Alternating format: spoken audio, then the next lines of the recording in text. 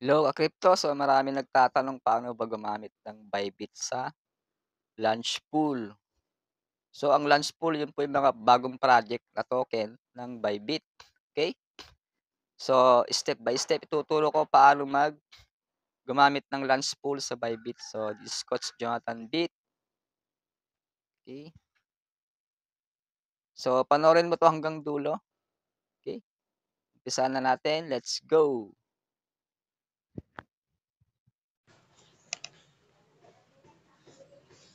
Hello, good morning. So, welcome back sa aking munting channel, Jonathan Bit TV. So, meron tayong bagong token dito sa Bybit. Ito sa Launch Pool. Okay? Meron siyang MUSD, ito, USDY, saka USDT tool.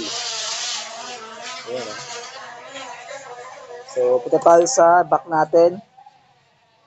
So, kailangan natin lang sa spot yung USDT, lipat natin sa DSDY. Dito sa may trade, ito sa asset. So, nakapandig siya, 6995 PHP. I-transfer natin sa Unified Trading. So, transfer. So, funding, lilipat natin sa yan. So, from funding to Unified Trading account. Yan. So, i-confirm natin USDT coin.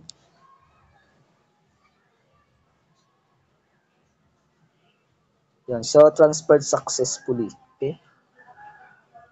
Then, punta tayo sa Launch Pool Hot. Ito.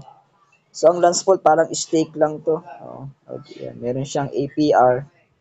Ibig sabihin ng APR annual per year. Ayan, yung kita niya. Yan. Kailangan niya ng USDY pool. So, i-trade natin. Sa trade, yan, sell. So, buy, bibili tayo ng USDY, i-box natin.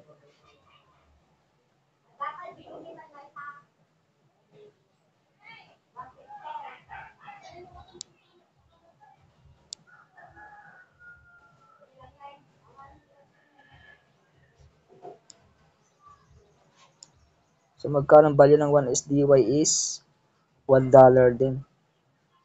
Okay. Yan. So, max natin 137. So, 141 nagiging 137 na lang.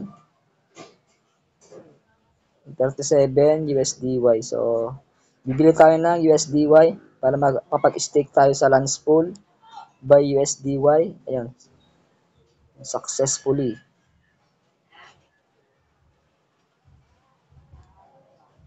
Yan, balik tayo sa Launch Pool. Dito. So, ganito lang. Madali lang bumili, di ba? Okay, dito sa USDY, stake now. So, mapapansin mo ang total stake niya is 4.7 million USDY. Oh, laki.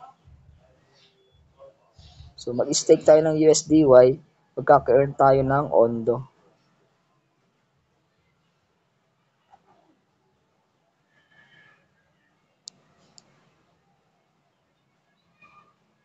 So, kailangan natin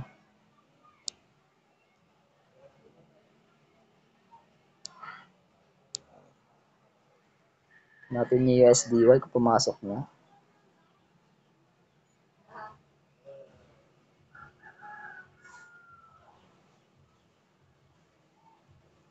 Yung USDY. Papasok naman na. Launch Pool. USDY stake. Hindi na papakita yung balance.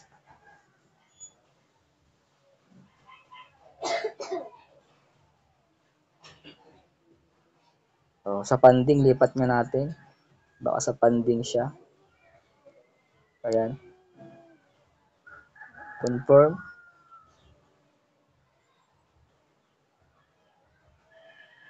So, success na. Balik tayo. Dito sa my Launch Pool USDY. Ayun, nasa funding pala. So, ang minimum niya is 100 $2,000 yung maximum. So, lagay tayo ng 110. Ayan.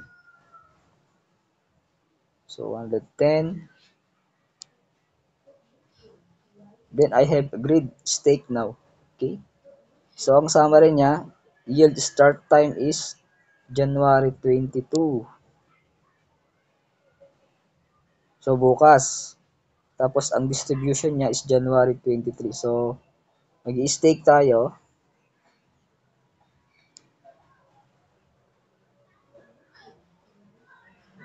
Okay, order success. So, yun na. Okay. So, please note that your yield will be calculated at 12 a.m. UTC midnight on the next day. So, bukas pa lang siya mag-i-start. Madaling araw. Ayan, oh. So, estimated APR is 336 APR. So, yung APR, paano computing yan? Okay, ganito sa calcu natin. Confirm natin. Ayan. So, sa calculator, 336. Ibig sabihin ng APR, annual per year. Kita ka ng 336% per year. O, halimbawa, $100 times 56 sa peso, 56 times 336%. Yan, 18,816. Di-divide mo sa 365 days. So, yan ang kikitain mo. O, kikita ka ng 51 pesos per day. So, passive income, okay na din. Okay? Ayan. So, I hope meron kang tutunan sa video. So, chat mo lang ako sa message kung meron kang katanungan. Okay? Okay, so don't forget to subscribe my channel, Jonathan Bit TV. Okay? Thank you for watching. God bless day. Bye-bye.